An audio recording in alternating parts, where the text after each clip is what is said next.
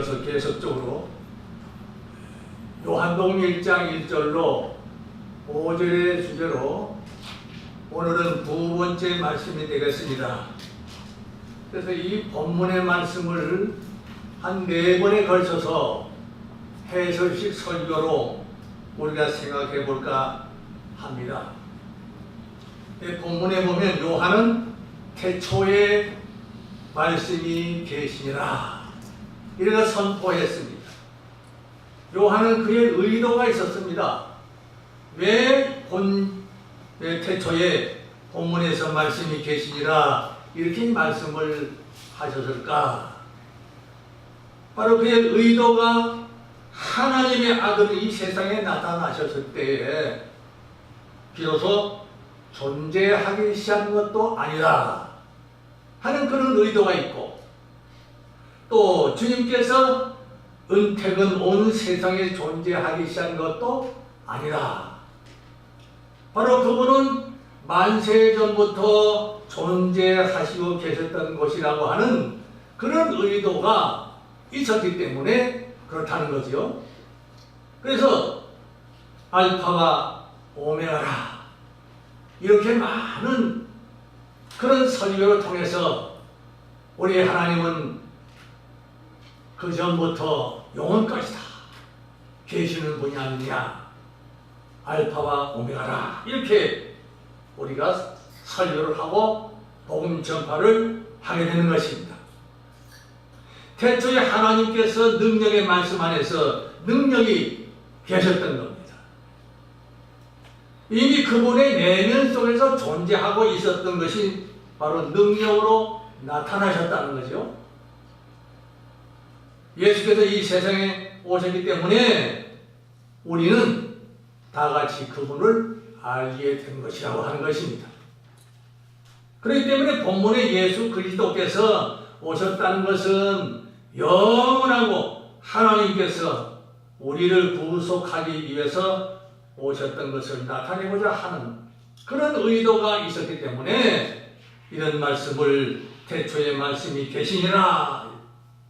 그래서 요한은 분명 성자 예수님을 하나님의 말씀이라고 부르게 된 것입니다. 왜냐하면 지혜이신 분이기 때문에 그렇습니다. 즉 하나님께서 계획과 능력을 항상 하나님 안에 있었기 때문입니다. 하나님의 영이 요한의 입을 빌어서 말씀하신 거죠. 또한 사도 요한은 성령의 도구로 말미암아 사용하셨다는 것입니다. 그러므로 우리는 단순하고 순수한 가르침을 굳게 붙들어야 합니다. 세상 사람들은 어리석은 상상이나 할 수 있습니다.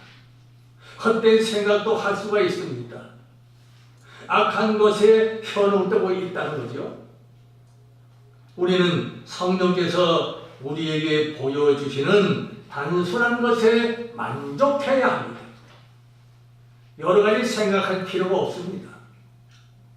성령께서는 우리가 알아야 할 적당한 것들을 가르쳐 주실 분인 것입니다. 말씀이라고 하는 단어는 요한을 통해서 우리 예수 그리스도를 말씀이라 그렇게 했는데 그것은 영원한 계획입니다. 또는 하나님에 있는 지혜를 말하는 것입니다. 하나님은 인간들과는 같이 않습니다. 인간의 계획은 변화될 수가 있습니다. 변질도 될 수 있습니다. 오판할 수도 있습니다. 그러나 하나님의 계획은 바꿀 수 없을 뿐만 아니라 불변하시다 하는 의도를 가지고 계시기 때문에 요한은 그렇게 기록을 했던 것입니다. 야고보의 말씀에 보면 잠깐 보이다가 없어지는 분이 아니라고 하는 이 사실을 기록했습니다. 요한이 일서에. 그러므로 하나님은 그림자를 만들어내는 장막과 같은 그런 분이 아니라고 하는 그런 얘기도 할 수 있습니다. 인간은 스쳐가 버리는 그림자 같고 확고하게 남아있지를 못합니다. 하나님 안에 있는 것은 하나님의 본질과 영혼에 속한 것입니다. 이러한 까닭에 요한은 말씀은 실제로 하나님이다 이렇게 말합니다.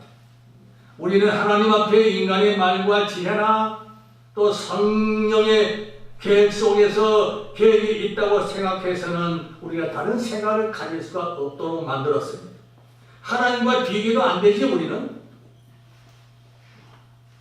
비슷한 지혜도 없고 인간의 계획도 없다는 것을 우리는 아셔야 하는 것이죠. 하늘이 땅보다 높은 것처럼 하나님은 우리보다 훨씬 상상도 할 수 없는 높으신 분이라고 하는 것을 우리는 잊지 말아야 합니다. 왜 인간이 높아지려고 합니까? 왜 바벨탑 같은 그런 생각을 하게 됩니까? 인간의 영혼에는 지성이 있습니다. 이 지성은 영혼과 밀접하게 결합되어 있기 때문에 지성이 없이는 영혼은 존재할 수 없다고 어느 개혁자는 그렇게 단정하고 해설을 합니다. 영혼 속에 의지도 있다고 하는 겁니다. 인간이 본래부터 갖고 있는 의지의 기능을 의미하는 것이 되지요. 인간은 감각이나 이성을 갖고 있습니다. 돌 같은 게나 나무 토막 같은 것은 그렇게 우리가 생각할 수도 없는 것입니다. 인간은 무엇을 하고자 하는 특이한 그런 특질을 가지고 본성을 가지고 있습니다. 그렇기 때문에 우리는 상징적인 표현들을 해석할 수도 있습니다. 그러나 본문에서 말하고자 하는 모든 일들은 지극히 높고 귀한 것이므로 모든 인간적인 지각을 버려야 합니다. 인간의 지나친 호기심도 과감하게 벗어버려야 합니다. 가질 수도 없습니다. 버릴 것은 버려야 하는 거죠. 성령께서 우리에게 밝혀주신 것과 반대되는 헤아릴 수 없는 생각, 주장하는 것을 우리는 과감하게 탈피해야 합니다. 벗어버려야 합니다. 그래서 하나님께서 하시는 말씀, 성령께서 우리에게 밝혀주신 것과 마찬가지로 반대되는 인간들의 주장에서 벗어나야 하나님께서 하시는 말씀에 그 귀를 기울이고 우리는 교훈을 받아야 되는 것입니다. 요한은 예수 그리스도의 그 하나님의 신성, 나타나 이래서 그분을 말씀이라고 이렇게 덧붙였습니다. 태초라고 하는 것은 무엇을 의미합니까? 하나님의 아내라고 하는 의미입니다. 그렇다면 하나님의 기원은 있습니까? 없습니까? 하나님의 기원은 없습니다. 답은 기원이 없습니다. 언제부터 있었느냐? 하는 거 기원이 아니라는 거죠. 오직 영원하신 하나님이기 때문에 요한은 본문에서는 태초에 시작이 없다고 하는 그런 의미에서 태초에 이런 말씀을 단어를 붙이게 된 것입니다. 그럼 예수 그리스도는 항상 존재하고 계셨던 것이라는 거죠. 요한은 예수 그리스도는 영원한 하나님으로서의 육신을 입으시고 우리에게 나타나셨다는 것을 우리가 표현했습니다. 본문에서는 하나님과 말씀을 구분하고 있습니다. 차이점이 있다면 뭐가 되겠습니까? 본질에 있어서는 차이는 아닙니다. 요한복음에서는 말씀은 항상 하나님을 의미하기도 합니다. 하나님은 오직 한 분이시라고 하는 것. 하나님 안에 하나의 본질만 있기 때문에 본문에서는 말하고자 하는 것은 영원하신 말씀인 그리스도는, 예수 그리스도는 성부 하나님과 다른 분이 아니라고 하는 것입니다. 히브리서 1장에는 그리스도는 성부 하나님의 본체이고 형상이심의 영광의 광채가 되고 살아계신 형상이라고 기록을 했습니다. 여기서 하나님의 본체라고 하는 것은 본질을 말하는 것이 아니라 성부께 속한 속성을 의미하는 것입니다. 다시 말해서 하나님은 만물의 근원이심을 의미하는 것입니다. 그러므로 히브리서 1장 3절에 다시 말씀드립니다만 이는 하나님의 영광의 광채시요 그 본체의 형상이시라. 그의 능력의 말씀으로 만물을 붙드시며 죄를 정결하게 하는 일을 하시고 높은 곳에 계신 지극히 크신 이의 우편에 앉으셨느니라. 이렇게 기록되어 있습니다. 그렇다고 하면은 성삼위에 대한 말은 하나님께서 가르쳐 주신 것과 얼마나 일치한가를 우리가 살펴볼 수가 있기도 하는 거죠. 우리는 이러한 범주들을 초월해서는 안 될 뿐만 아니라 주의를 기울여서 본문을 잘 살펴야 합니다. 한 번 또 읽고 또 읽고 또 읽고 책임질을 할 수가 있어야 될 때에 우리는 알 수가 있는 것입니다. 그래서 하나님께서 성경을 통해서 인도해 주시는 것을 따른다고 하면은 하나님의 우리를 도우시고 계시구나 한 것을 우리가 체감할 수가 있다는 것이죠. 만물의 근원이신 하나님의 교훈대로 가르치면 우리는 분명히 나아가야 하는 겁니다. 곁길로 나가서는 안 되는 겁니다. 자유의지대로 살아가면 안 된다는 거죠. 하나님의 말씀의 해석도 마찬가지. 그러면 하나님의 계획과 영원하신 지혜와 하나님을 연결해서 생각할 수 있게 된다는 것입니다. 하나님 안에 있는 능력을 우리는 분명하게 깨닫게 되어야 합니다. 이처럼 우리가 하나님의 본질 안에서 세 가지의 속성을 우리는 발견하는 일이 있습니다. 다시 말한다면 이 말씀이 하나님과 함께 계셨으니 라고 하는 표현의 의미입니다. 삼위의 구별이 없었다고 하면 우리는 요한은 이런 식으로 말하지 않았다고 하면 어떻게 우리가 이해를 할 수 있었겠는가? 하나님이 자기 자신과 함께 계셨다는 말은 성립되지 않기 때문이라고 하는 것을 우리가 알게 되는 것입니다.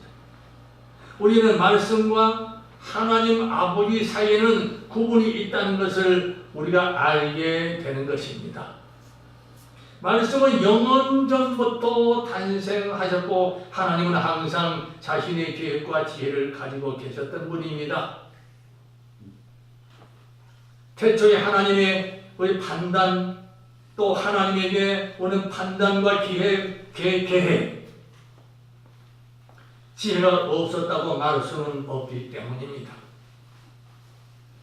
우리는 언제나 하나님의 말씀이 하나님 안에 거하지 않았던 때가 있었다고 우리가 생각할 수 있습니까? 말씀의 속성과 하나님을 분리해서 해서는 안 된다고 그렇게 생각할 수가 있겠습니까? 아니죠. 만일 그렇게 하면 우상의 생각을 가지고 우상이라 하는 말을 붙이게 되기도 하고 이상한 그 단어를 붙이기도 하게 됩니다. 그러므로 삼위는 일체지만 그들의 사이는 분명한 사이가 있습니다. 구분되어져 있다는 거지요. 우리는 하나님을 알게 되는 방법에서 하나님을 알게 되어야 하는 것이라는 겁니다. 성부 하나님을 알게 되면 그분의 지혜를 알게 됩니다. 본문의 말씀이라고 하고 있잖아요. 이 세 가지의 속성을 알게 되면 잘못 생각한다거나 빗나가게 되지 않고 유일한 본질로 우리가 알아가게 되는 것입니다. 다시 말해서 하나님은 한 분이시고 한 분 하나님께서 우리의 구속을 성취하는 데 필요한 것들을 빠뜨리지 않고 창조하셨다는 것을 알게 되어지는 것입니다.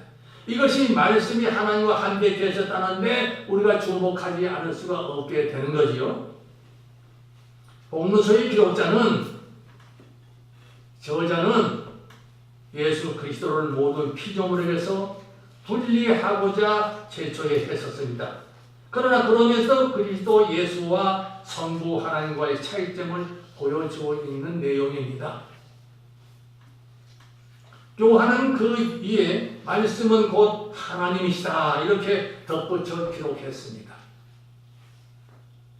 어떤 기원을 가지고 말하는 거 아닙니다. 요한은 예수님은 어떤 기원이 어떤 출발점을 갖는 피조물이 아니라고 하는 것을 우리에게 확실히 기록했습니다.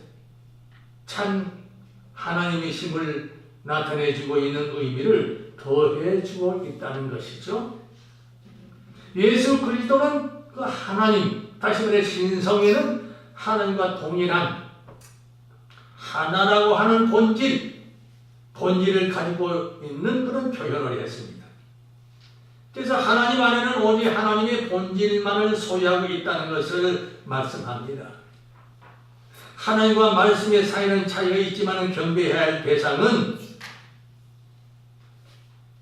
다른 대상이 있겠습니까? 한 분이시라는 것을 아셔야 하는 것이라고 하는 겁니다. 오늘 해설에 보면은 과거 이단들을 요한의 본문을 왜곡시켜서 그리스도를 참 하나님으로 고백하지 않았다고 그런 얘기를 했습니다. 천만의 말씀이죠.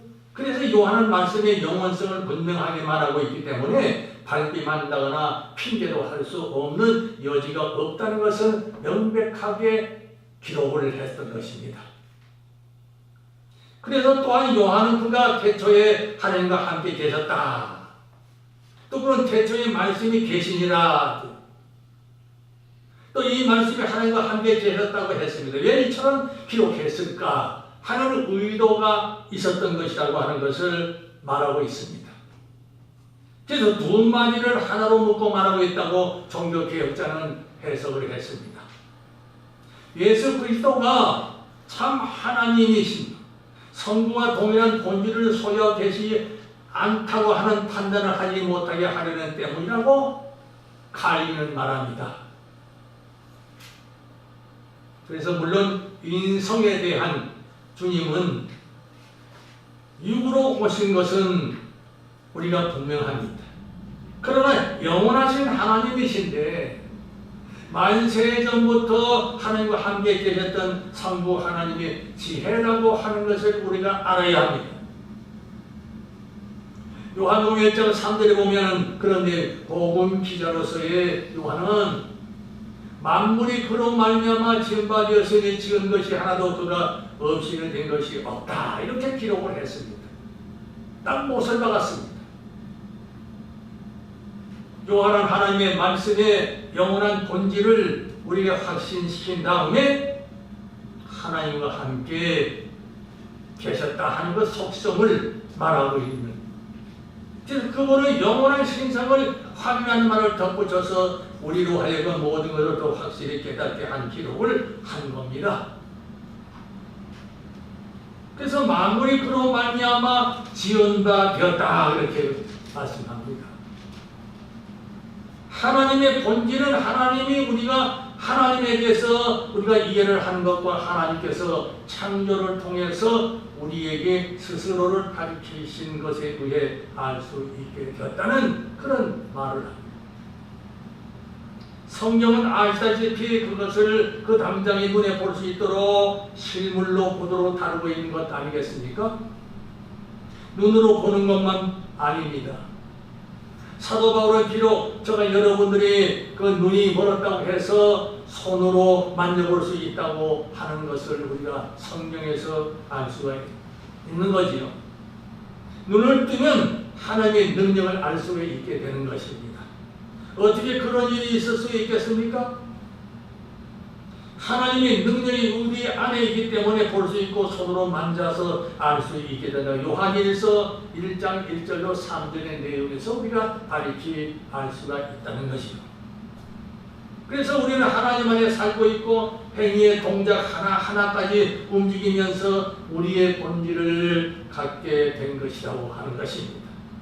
그러므로 하나님은 우리에게 생명을 불어넣어 주셨습니다. 하나님으로 말미암아서 비로소 존재하고 있게 된 것이라고 하는 것은 우리가 알 수 있게 된 것입니다. 이러한 요한의 기록은 그 의도가 만물이 그로 말미암아 지음받았다고 하는데 나타내려고 하는 의도가 있다고 하는 것을 알 수 있게 된 것입니다. 하나님의 말씀이 태초부터 계셨는데 그분은 하나님의 성부 하나님이시라는 것입니다. 하나님께 그의 말씀과 함께 친히 우리에게 내려오셨다 하는 것입니다. 만물은 성부 하나님께서 창조하셨다는 것 때문에 진실이라고 하는 것을 알게 된 것입니다. 이 세상에 팩트라고 하는 말은 있지만은 그러나 그 팩트리 사이에서 팩트는 있다가도 없어지고 맙니다. 그러나 하나님의 말씀에는 팩트는 영원부터 영원까지입니다. 할렐루야. 만물은 창조되기 때문에 만물이 근원은 하나님 안에 있다는 것입니다. 생명도 마찬가지입니다. 하나님께 속한 것입니다. 피조물들의 생명이라 말하지 않습니다. 사도 바울은 로마서에서 보면 그리스도 예수 안에는 생명의 영이 우리를 자유케 한다 했습니다. 하나님의 영을 따라서 우리가 살아. 무엇이든 우리 행동하고 생각하는 것도 지혜도 마찬가지입니다. 우리의 생각이나 우리의 지혜나 모든 것을 우리가 하나님 안에 있는 것이 아니라 하나님께 있기 때문에 우리가 받아 누리는 겁니다. 오직 하나님만이 생명을 가지고 계시는데 영적인 생명뿐만 아니라 만물이 존재하게 되고 우리가 그것에 의해 살게 되는 생명을 소유하게 하시고 그 안에서 생명과 호흡을 소유한다고 했습니다. 지은 것이 하나도 하나님의 말씀 없이 된 것이 없었다는 것이죠. 할렐루야.